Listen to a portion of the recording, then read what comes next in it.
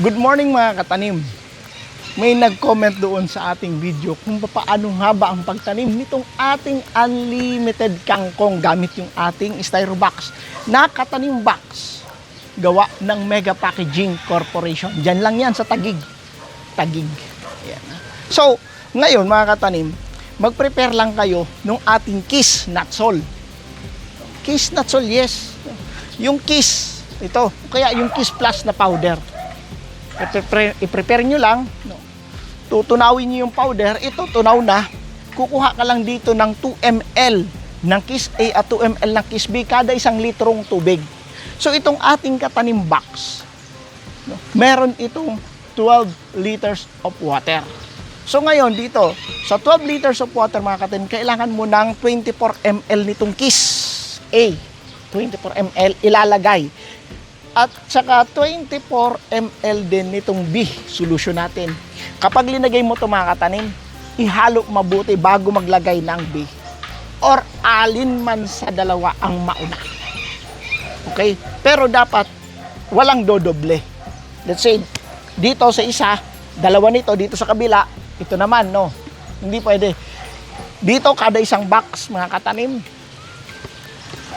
2 ml kada 1 litrong tubig nitong A, no? Itong puti. At saka itong 2 ml din itong B, itong green. Kada 1 litrong tubig. So dito sa katanim box, 12 liters ang linagay ko, mga katanim.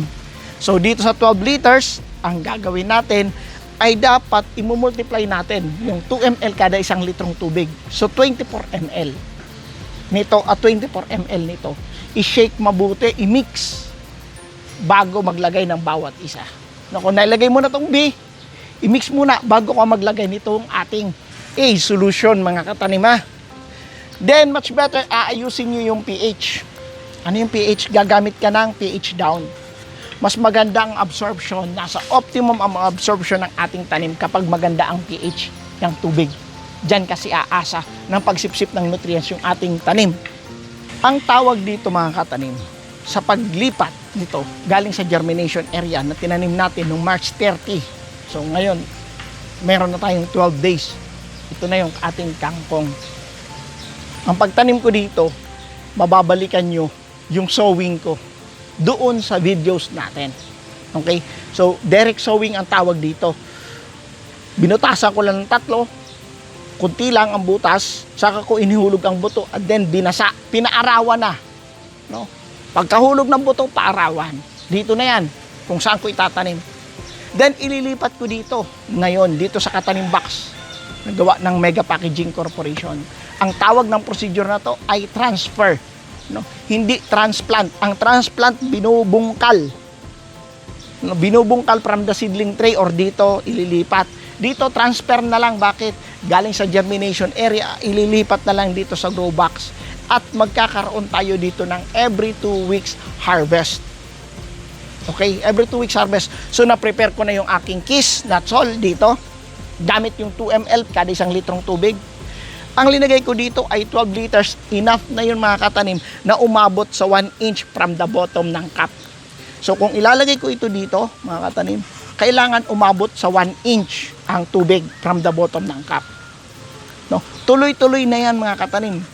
Paano kapag na-harvest at saka maubos na mga katanim? Prior maubos mga katanim, aalisin natin yung tubig, yung remaining na water. Dito, aalisin natin. No? Itatapon o ipandidilig doon sa mga tanim sa lupa, mga halaman nyo, mga masitas nyo. Okay? Then saka ulit mag-prepare ng solusyon. The more na fresh at bago ang solusyon, mas maganda. Ngayon mga katanim, dahil na tuloy-tuloy ang pag-harvest mo yan, putol ka na lang ng putol. No? Kailangan mo niyan ng biodefense. Ito yun. Ito yan mga katanim. Para hindi magkaroon ng root rot, hindi mangitim ang ugat ng ating kangkong. Ayan, biodefense mga katanim. Lalagay mo dito, ihahalo mo. Mas maganda ito mga katanim na biodefense. Kapag nag-mix ka ng solusyon, itong Kiss, sa 20 liters, saka mo lang lagyan, then saka mo dito ilalagay. O mas bigger pa, doon ka mag-mix, then saka mo lang tatabuin at ilalagay mo dito. Basta umabot ang ano natin ay 1 inch from the bottom ng cup. Conforme kasi yan sa gamit mo na box at saka sa gamit mo ng cup. Itong 20 ang gamit mo na cup. Kaya nga I suggest gumamit ng Mega Packaging Corporation na cup. Pati na itong katanim box. Bakit? Kalaunan, baka magkataon, wag naman sana. Itong ating box ay naka-force lock. Walang papasukan ang lamok. Kapag gumawa ka ng box, yung delikado, no? Be sure na walang entry, walang butas para makapasok ang lamok, no? Kasi kapag nakapangitlog ang lamok dyan, pag naging lamok ulit, yung kitikiti, sigurado dengue. Kasi malinis ang ginagamit natin na tubig dito. So after 2 weeks, mga katanim, mag-harvest ka na nito. Puputol ka na lang puputol para magsanga ulit, no? Magsanga ulit. Then, palit ng tubig. Ganun ulit, repeat. Pero yung tanim mo, di ka na magpupunla, ito na. Paulit-ulit na yan. Okay? So, ililipat na natin yung ating kangkong. Ayan.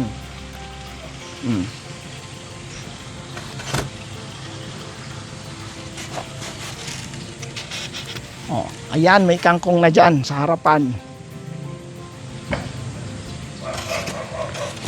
Ayan, maglilipat na tayo para makakain ulit tayo ng unlimited kangkong, tuloy-tuloy ulit ng harvest, no? Kagandahan dito mga katanim, di mo isipin baka may linta, no? Kagandahan nito mga katanim, itong kangkong is upright, no? Ano yung upright?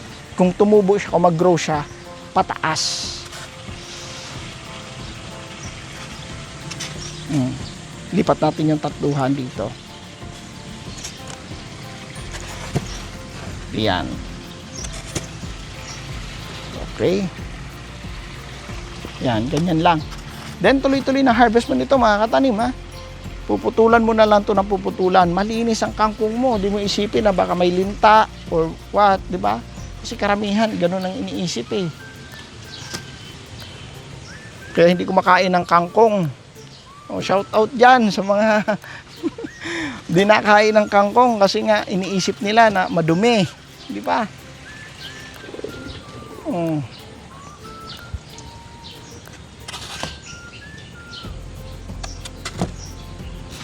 Yan, itatayo natin bagya mga katanim, ha. Yan, para magandang grow niya, upright, no? Kahit siksikan yan mga butas niyan mga katanim, maganda yan, no? Kasi upright ang grow ng ating kangkong. Ayan. So kung may mga message o may mga katanim, kapag may mga questions kayo, pwede naman ako i-message ninyo sa messenger, no? Tsaka may step by step tayo kung paano pagtatanim ng lettuce na nasa likod ko, pechay, bok choy, no? Marami, lahat ng leafy vegetables pwede, lalo ngayong crisis, no? Ito, masarap to pagkain, no? Ulam, kahit anong luto, pwede. Diba? Yung kagandahan nito mga katanim.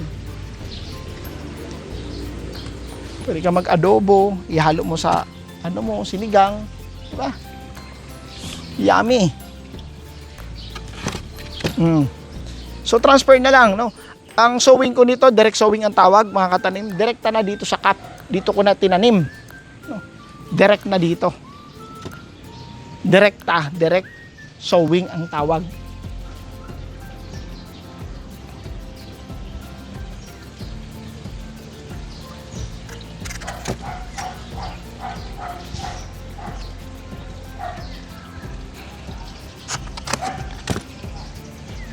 Yan. May unlimited kangkong na naman tayong i-harvest. Napanood nyo na to, no? Sa YouTube natin. Panood nyo na yan kung paano yung natin, no? Pag-harvest ng kangkong. Well, may nag-comment nga doon. Sabi, paturo kung paano yan, ang preparation. No? Paano mo ginawa. So, yun, ang dami dito. So, yun mga katanim, no? Ililipat ko na lang ito lahat, no? Hahaba lalo ang video natin, no? Kindly share the video sa mga gusto matuto nitong mag-hydroponics. Nandyan lang sa series of videos natin. Okay? So, tutuloy ko na lang to. Love.